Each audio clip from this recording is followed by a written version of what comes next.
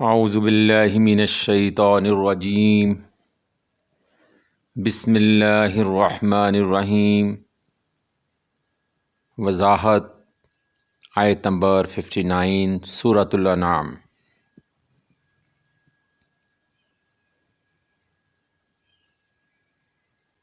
اس کا علم ایک ایسی عظیم الشان اور کھلی کتاب میں ہے جس سے کوئی چیز غائب اور مخفی نہیں ہو سکتی۔ یعنی کہ اللہ سبحانہ تعالیٰ اس آیت میں فرما رہے ہیں کہ کوئی چیز ایسی نہیں،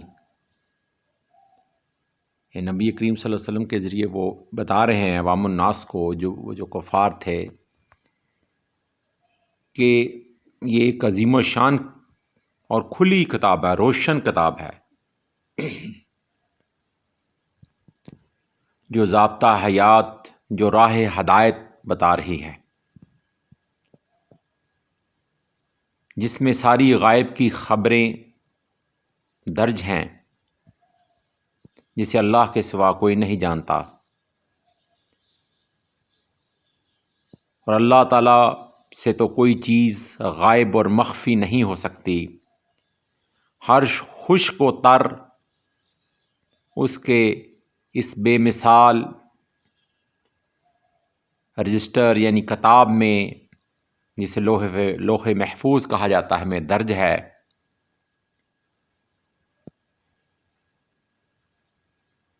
اس کی کائنات کے سب خزانے اور ان خزانوں کی تمام چابیاں اللہ کے پاس ہیں، اسی کے علم اور اسی کے قبضہ قدرت و اختیار میں ہیں۔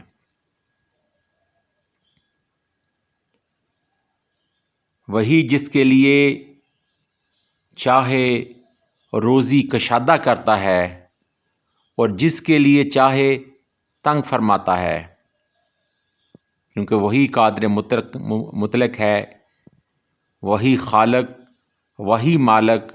وہی رازق، وحدہ لا شریک ہے، اس کا کوئی ہمسر و ثانی نہیں، جیسا کہ اس کے علم اور اس کی حکمت کے تقاضوں کے مطابق ہوتا ہے۔ یعنی کہ یہ سب کچھ جو دنیا میں کائنات میں ہو رہا ہے، ایک حدیث مبارک کے نفس مضمون کے مطابق، جب یہ کائنات خلق ہونی تھی تو اس کے نفس مضمون کے مطابق یہ 50,000 سال پہلے یہ سب کچھ لوح محفوظ میں لکھ دیا گیا تھا۔ تو سب کچھ جو بھی دنیا میں ہو رہا ہے اس کی حکمت کے تقاضوں کے مطابق ہوتا ہے، سو معاملہ اس کی مشیت و حکمت کے تابع ہے، اس کی مرضی کے مطابق ہے، جیسا کہ دوسرے مقام پر ارشاد فرمایا سورۃ الشورى میں، یعنی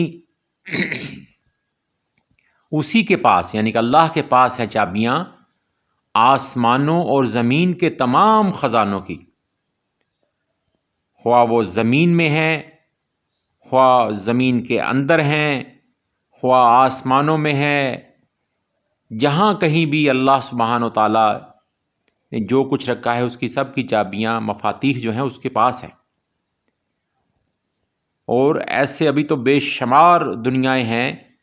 جس کو انسان ابھی تک جانتا ہی نہیں، کوئی اس تک پہنچ ہی نہیں سکا، اور زمین و آسمان کے تمام خزانوں کی چابیاں اسی کے پاس ہیں۔ وہ جس کے لیے چاہتا ہے روزی کشادہ کرتا ہے، بڑھا دیتا ہے، اور جس کے لیے چاہتا ہے تنگ فرماتا ہے۔ یعنی حکمت عملی کے تقاضوں کے مطابق،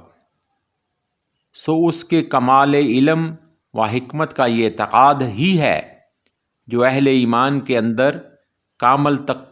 تفویض، کامل رضا بالقضاء، یعنی کہ جو کچھ ہوتا ہے اللہ کی رضا کے مطابق ہوتا ہے، اور کامل توکل و اعتماد پیدا کرتا ہے، اور اس ضمن میں معمولی غلطی بھی شرک کی راہیں کھول دیتی ہے۔ تو اللہ تعالی ہمیں سیدھے راستے پر چلنے کی توفیق عطا فرمائے۔